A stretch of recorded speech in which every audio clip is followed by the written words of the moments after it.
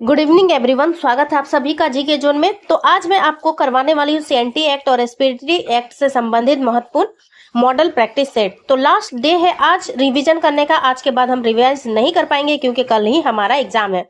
तो जितना हो सकता है आप उतना जो है रिवाइज कर लीजिए। तो चलिए पहला देखते हैं। सीएनटी एक्ट 1908 की धारा डैश के तहत अनुसूचित जनजाति जाति पिछड़ा वर्ग भूमि के हस्तांतरण पर प्रतिबंध लगा हुआ है। तो ये कौन सा धारा हो जाएगा? धारा हो जाएगा 46 ना। धारा 46 के तहत बेदखली के समय डैश वर्ष तक जिसके तहत इस अवधि के समाप्ति के बाद प्रतिकूल कब्जे में रही भूमि का हस्तांतरण परिपूर्ण होगा।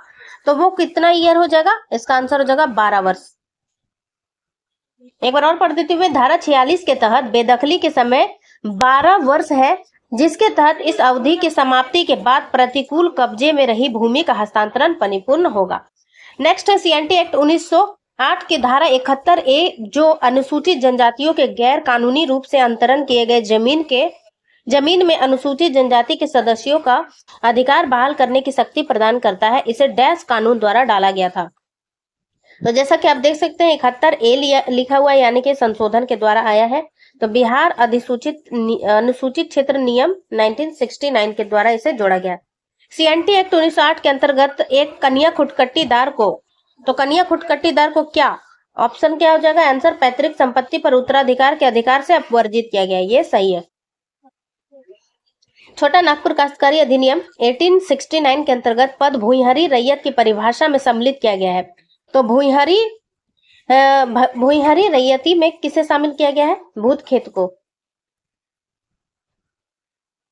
सीएनटी एक्ट की कौन सी धारा भूमि के उपयोग के संबंध में अधिभोगी रैयत के अधिकार के विषय में प्रावधान करता है? तो इसका आंसर हो जाएगा ऑप्शन नंबर डी, धारा 21। सीएनटी एक्ट के अंतर्गत सर्वेक्षण करने और अधिकार अभिलेख तैयार करने का आदेश देने की शक्ति किसे है? तो ये तो काफी इजी है, सबको पता होगा। इसका आंसर हो जाएगा राज्य सरकार। कोरकर भूमि को कहा जाता है। कोरकर भूमि को जो है बाभना खानमत भूमि, जल शासन भूमि, अरियत भूमि, ये सभी कहा जाता है। आंसर हो जाएगा 8 का डी। निम्नलिखित में से कौन काश्तकारी वर्ग में शामिल नहीं है? तो याद है आपको काश्तकारों का 4 वर्ग होता है। मैंने याद करवाया था कैसे, धारा 4 में दिया हुआ काश्तकारों के 4 वर्ग, जिसमें से भूधारक, रैयत, मुंडारी, खुटकट्टीदार होते हैं। भूइंहरी खुटकट्टीदार ऐसा कुछ नहीं है। तो आंसर क्या है? डी। सीएनटी एक्ट कब अधिसूचित किया गया था? तो ये 11 नवंबर, ये मैंने याद करवाया था आपको 11/11/8, ठीक है। तो 11 नवंबर 1908 को। एसपीटी एक्ट 1949 के तहत खास गांव से क्या तात्पर्य है?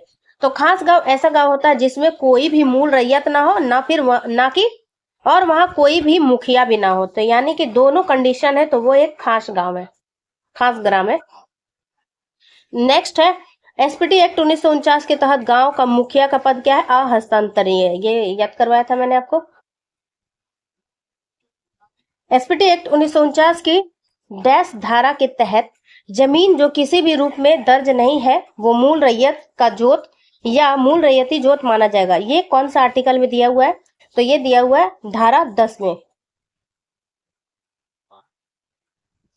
नेक्स्ट है एसपीटी एक्ट 1949 की धारा 33 के अंतर्गत कोई भी बंजर भूमि का बंदोबस्ती रद्द करने के योग्य है अगर उसमें डैश वर्ष तक कृषि न किया गया हो। तो इसका आंसर क्या हो जाएगा? 5 वर्षों तक। एसपीटी एक्ट 1949 की धारा 22 के तहत एक रैयत किसी परिस्थिति में अपने जोत भूमि को एसडीओ और मुखिया या मूल रैयत को सूचना देकर अस्थायी रूप से कृषि हेतु न्यास में रख सकता है। तो इसका आंसर क्या हो जाएगा? 15 का आंसर हो जाएगा डी, इनमें सभी। तो क्या क्या है? गांव से अस्थायी अनुपस्थिति की स्थिति में, हल चलाने लायक बैलों की कमी की स्थिति में, और रैयत के विधवा या नाबालिग होने की स्थिति में। एसपीटी एक्ट की कौन सी धारा रैयत के अधिकारों के अंतरण का प्रावधान करती है? तो इसका आंसर हो जाएगा 16 का सी, धारा 20। तो ये मैंने कैसे करवाया था? टी फॉर ट्रांसफर, इस तरीके से अधिकारों का हस्तांतरण। बंजर भूमि की बंदोबस्ती को निरस्त किया जा सकता है यदि उस पर खेती नहीं की गई हो। तो इसका आंसर हो जाएगा 5 वर्ष। एसपीटी एक्ट की कौन सी रैयती भूमि के विनिमय के विषय में दिया है? तो ये वाला भी ट्रिक्स अगर देखे होंगे तो आपको याद होगा कि ये आर्टिकल जो है 23 में दिया हुआ विनिमय के विषय में। एसपीटी एक्ट के अंतर्गत सभी आवेदन दिए जाएंगे तो सभी आवेदन कब दिए जाएंगे? वाद हेतु के उत्पन्न होने के 1 साल के भीतर। एसपीटी एक्ट के अंतर्गत पुनर्विलोकन का प्रावधान वर्णित किया गया है। तो पुनर्विलोकन का प्रावधान जो है धारा 60 में किया गया है। तो आज के वीडियो में बस इतना ही। ये सेट 1 था। चलिए सेट 2 कल हम करेंगे। कल नहीं, आज ही, अभी मैं अगले वीडियो में आपको करवा देती हूँ। जितना हो सकता है उतना मैं कोशिश करूंगी कि आप जो है देख लीजिएगा। कल भी आपको जब पहला पेपर देने के बाद आपको ब्रेक मिलेगा तो उसमें आप देख सकते हैं। तो बाय बाय, अगले वीडियो में मिलते हैं। और वीडियो को प्लीज लाइक कर दीजिएगा। कोई लाइक नहीं करते हैं आप लोग, 10% लोग भी लाइक नहीं करते हैं। 100 लोग देख रहे हैं तो कम से कम 10 लोग तो लाइक कीजिए। तो दोस्तों अगले वीडियो में मिलते हैं। Bye bye.